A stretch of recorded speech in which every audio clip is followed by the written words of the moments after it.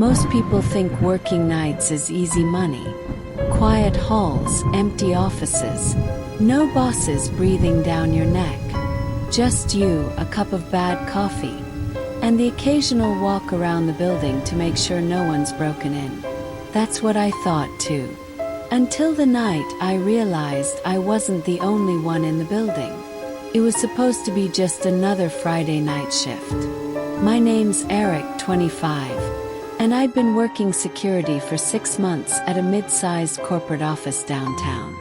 I knew every corner of that building, from the marble-floored lobby to the freezing server rooms humming with machines. The place had a rhythm, a silence I'd gotten used to. But that night the silence felt different, heavier.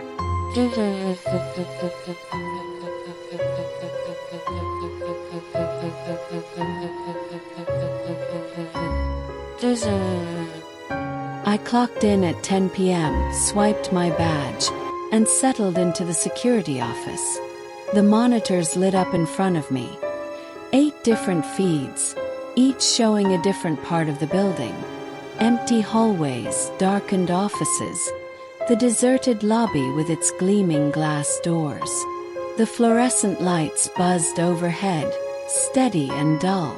Somewhere deep in the building, I heard the hum of the HVAC system. Nothing unusual.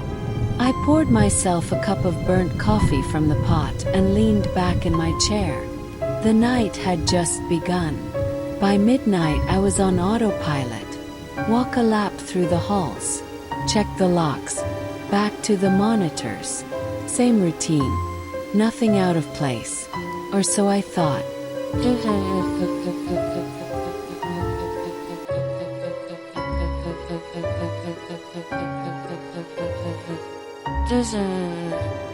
It was around 12:17 when I saw it. Just a flicker, a glitch on camera 4, the west hallway. I leaned forward, squinting at the screen. For half a second I thought I saw movement, a shadow cutting across the corridor. But when the image cleared, the hall was empty. I tapped the side of the monitor, muttering. These cameras were older than me. Static and glitches happened all the time. Still, something about it made me uneasy. I switched to the feed of the lobby, then back again. Nothing. Hall. Just polished tile floors and closed office doors. But then I heard it. A step.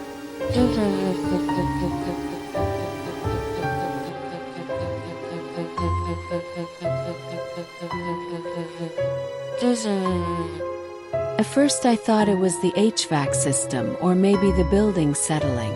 But no, this was different. Deliberate. The echo of shoes against tile, coming from somewhere down the hall. I muted the small radio I kept on the desk and held my breath. There it was again. A step. Low. Even. Growing closer. I grabbed my flashlight and stepped out into the hallway. The beam of light cut through the darkness, reflecting off picture frames and glass office doors. The air smelled faintly of cleaning supplies. The janitor had been through earlier that evening. But the hall was empty. I walked the length of it, shining my light into every corner. Nothing. I checked the stairwell, the vending machine alcove, even the bathrooms. All empty. The footsteps had stopped.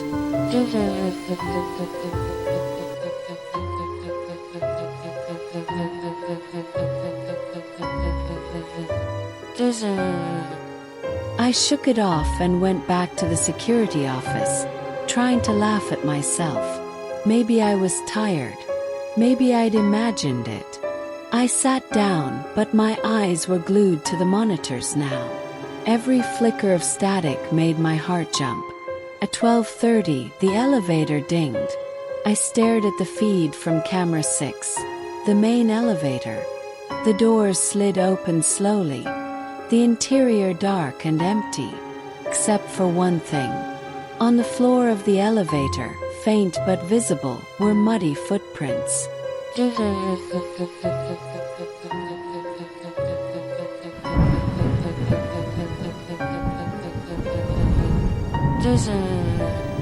I leaned closer, my mouth dry. The prints led from the center of the elevator to the doors, then disappeared into the lobby. I switched to the lobby feed. No one there. The elevator doors slid shut again, smooth and silent.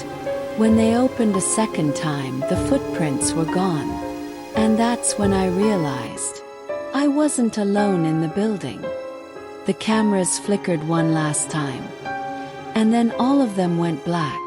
Every screen, every hallway, every exit. I thought maybe it was just the power, until I noticed something on the monitor before it went out.